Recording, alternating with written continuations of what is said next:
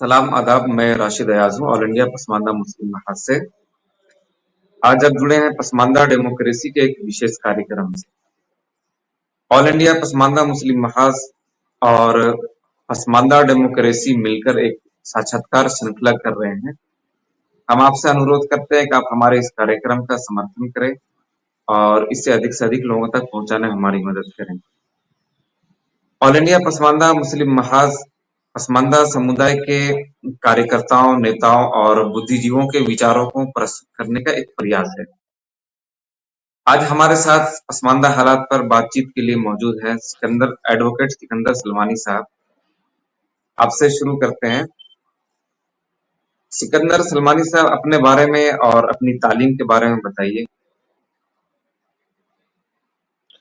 पहले तो आपका बहुत बहुत शुक्रिया और आपको अस्सलाम वालेकुम, आदाब, सत श्री अकाल, नमस्कार।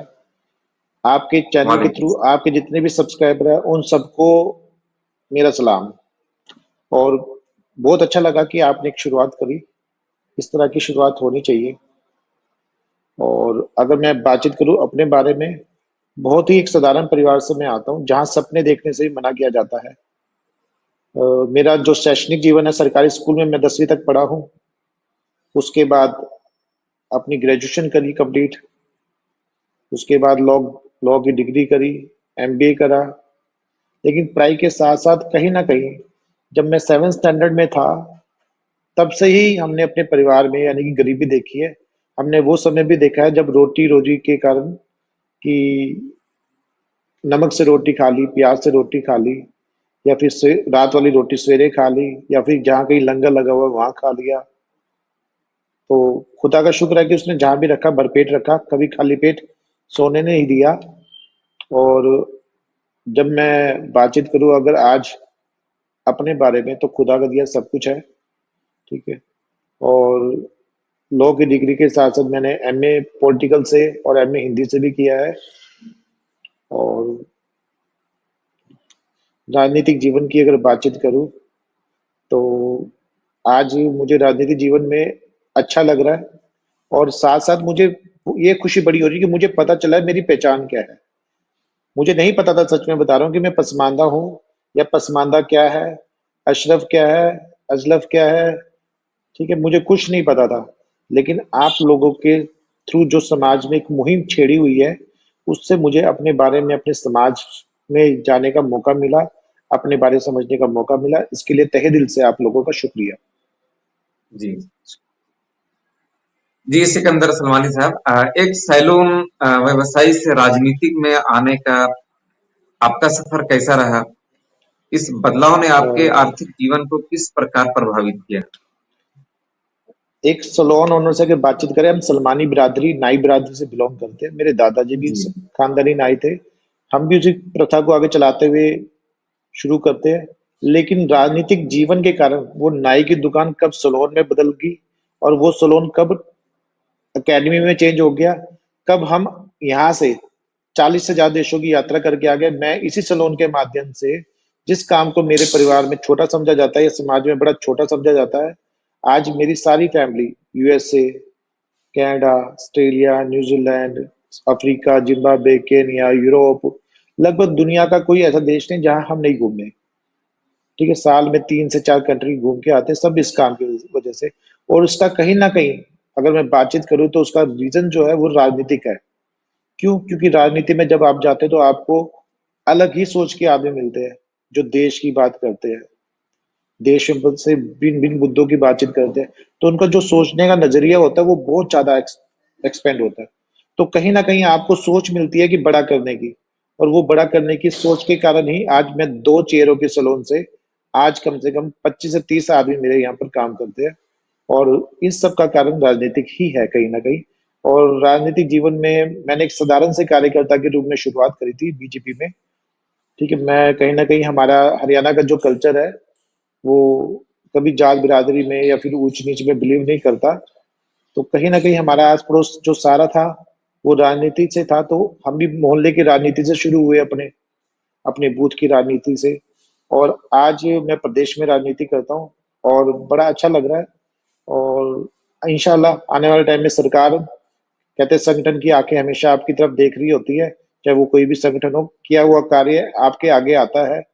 तो मुझे उम्मीद है कि पसमानदा समाज को जिस तरह माननीय मुख्यमंत्री, माननीय प्रधानमंत्री आगे बढ़ा रहे हैं, तो हरियाणा में भी इस तरह की कोई ना कोई कवायद शुरू करेंगे और पसमानदा समाज को आगे लेके जाने का काम राजनीति में बीजेपी सरकार जरूर करेगी। जी जी, पसमानदा आंदोलन से जुड़ने की प्रेरणा आपकी क्या रही है और इस आंदोलन के माध्यम से आपने किन लक्ष्यों को प्राप्त करना चाहते हैं? पसमानदा समाज के बारे में मुझे ज्यादा टाइम नहीं हुआ जानते हुए, मैं आपको बताऊं, लेकिन जब से मुझे जाना, तब से मैंने अपने नाम के पीछे पसमानदा लगाना शुरू कर दिया। ये कोई तकरीबन जी 4 साल मुझे हुए जानते हुए। और आज से पहले मुझे अपने इतिहास के बारे में नहीं पता था। मुझे ये नहीं पता था कि मुस्लिमों, यानी कि हमने आज तक अशरफी समाज के अंडर ही काम किया है। और मुझे ये भी नहीं कभी मेरा इस तरफ ध्यान भी नहीं गया कि हम लोग पीछे क्यों हैं। हम पिछड़े हुए वर्ग से तो आते हैं, लेकिन जो अजजाल है, ठीक है, जिन्होंने अजलाफ है, लेकिन इन लोगों ने, जो अशरफी समाज ने जो इनका फायदा उठाया ना, जिसकी वजह से हम कहीं ना कहीं पीछे रहे। ठीक है। उस रीजन से जब मुझे पसमानदा समाज ने अवगत कराया और मेरे को अपनी नीति अच्छी लगी, क्योंकि किसी भी समाज को आगे बढ़ने के लिए उसके साथ जो जुड़े हुए लोग हैं उनकी सोच का मिलना बड़ा जरूरी है। और मैंने देखा कि हमारे समाज में, जो पसमानदा समाज में लोग लगे हुए हैं, वो किस तरह से हमारे समाज को आगे बढ़ाने का काम कर रहे हैं। और मुझे उम्मीद है कि मेरे जैसे कई बच्चे आने वाले टाइम में अपने समाज को रिप्रेजेंट करेंगे और समाज के लिए कुछ अच्छा भी करेंगे।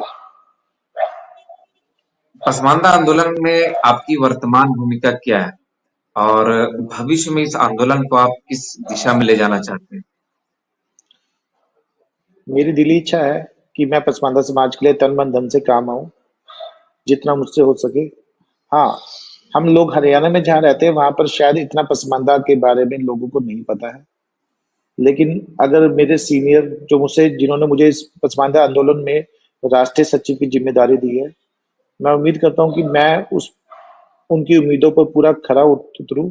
और समाज के लिए मुझे अगर कहीं पर भी मेरी ड्यूटी लगाई जाएगी, कहीं पर भी, कैसे भी सिचुएशन हो, मैं यानी कि उस पर खरा उतरने की कोशिश करूंगा और अपना 100% दूंगा, चाहे वो जो मर्जी हो। और यहाँ पर समाज के काफी लोग जोड़े हैं हमने, फरीदाबाद में, गुड़गांव में, नूह में। आजकल तो हर कोई, यानी कि जब इलेक्शन का समय आता है तो अपने आप को पसमानदा क्या है ये समझने लग गया है। लेकिन मुझे लगता है कि ध्रुवीकरण की राजनीति अगर देखें, तो हमें अभी जमीनी स्तर पे बड़े सारा काम करने की जरूरत है संगठन को मजबूत करने के लिए। तो संगठन के जैसे आदेश होंगे मैं काम करूंगा।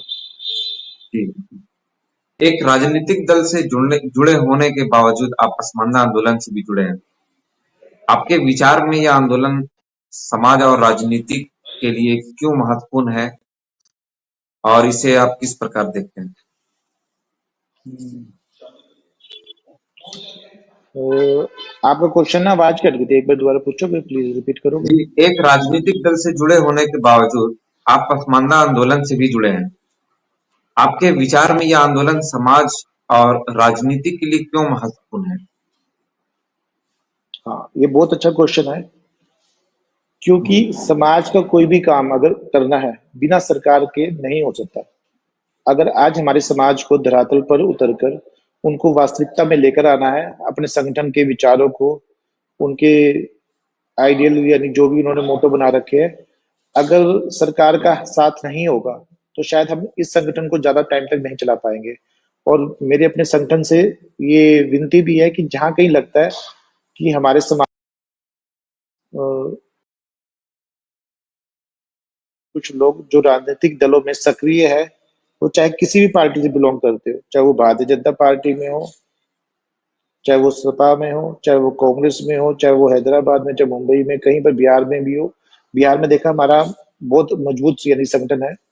तो हमें कहीं ना कहीं, यानी कि उन लोगों को राजनीतिक दलों में सक्रिय करने के साथ साथ उनका लाभ भी लेना चाहिए। हमें अपनी जो मांगे हैं उनके थ्रू समाज में, समाज की जो बातें हैं वो सरकार की नजरों में लाना चाहिए, ताकि हम उसको पूरा कर सके। और जो हमारा युवा है वो जल्द से जल्द संगठन में आए, पार्टिसिपेट करे, और सरकार भी हमारे किए हुए कार्यों को और हमारी जो जनसंख्या है उसको देखते हुए हमें सरकार में कुछ ना कुछ अहम रोल अदा करने का मौका दे। जब तक हम सरकार में नहीं आएंगे तब तक संगठन के लिए कुछ काम नहीं कर पाएंगे। जी, बिल्कुल सही कहा आपने। और सिकंदर सलमानी साहब, आप अपने क्या कर रहे हैं? आप पसमानदा समुदाय के लिए जागरूक करने का काम कर रहे हैं? देखिए, हमारे यहाँ पर बड़ा हरियाणा में मैं कहूँ कि कुछ ऐसा है, तो यहाँ पर हमारे यमुना बेल्ट के कुछ एरिया है, जहाँ पर हमारा पसमानदा समाज आज भी शायद उस लेवल पे नहीं है, जहाँ पर आज़ादी के 70 साल बाद होना चाहिए था। आज भी वो लोग शिक्षा से बड़े महरूम हैं। आज भी उन्हीं रीति-रिवाज़ों पे चल रहे हैं, जो आज तक यानी पिछले कई सदियों से चले आ रहे हैं। या कुछ लोगों ने जो ध्रुवीकरण की राजनीति करी है, उनको जो बाँट के रखा है, ऊँच-नीच में भेदभाव करके, ठीक है? तो उन लोगों को हम लोगों ने अपने साथ जोड़ा है। उन लोगों को हमने बहुत एक्टिव किया है और यकीन मानिए आज हरियाणा में जो सरकार बनी है, कहीं न कहीं पसमानदा समाज में उसमें बहुत महत्वपूर्ण रोल अदा किया है। जीटी रोड बेल्ट पे हमारी 15 से 16 सीटें लगती है और उस सब में कहीं न कहीं पसमानदा समाज बहुत जिसे बोलते हैं एक महत्वपूर्ण कड़ी के रूप में काम किया है। लेकिन जब तक सरकार की नज़रों में नहीं आएँगे, तब तक शायद ये पता नहीं चलने वाला और इसका कहीं न कहीं कारण है कि हम लोग सोशल मीडिया पर आपस में एक-दूसरे से कनेक्टेड नहीं है या कोई पसमानदा समाज की कोई एक्टिविटी होती है, तो उसको हम शेयर नहीं करते। जी। और ऑल इंडिया पसमानदा मुस्लिम महाराष्ट्र के संगठन के इस कार्य को, इस आंदोलन को आप भविष्य में किस तरह देखते हैं? मुझे उम्मीद है कि आने वाले टाइम में जो हमारा संगठन है, ये बहुत अच्छा रोल अहम रोल अदा करेगा।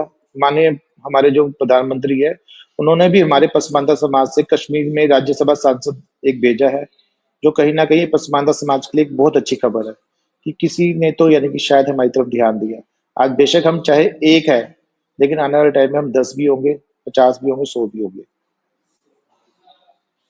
जी, बहुत-बहुत शुक्रिया सिकंदर सलमानी साहब।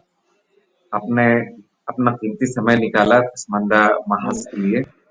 आपका बहुत-बहुत शुक्रिया। आपका भी बहुत-बहुत धन्यवाद जनाब।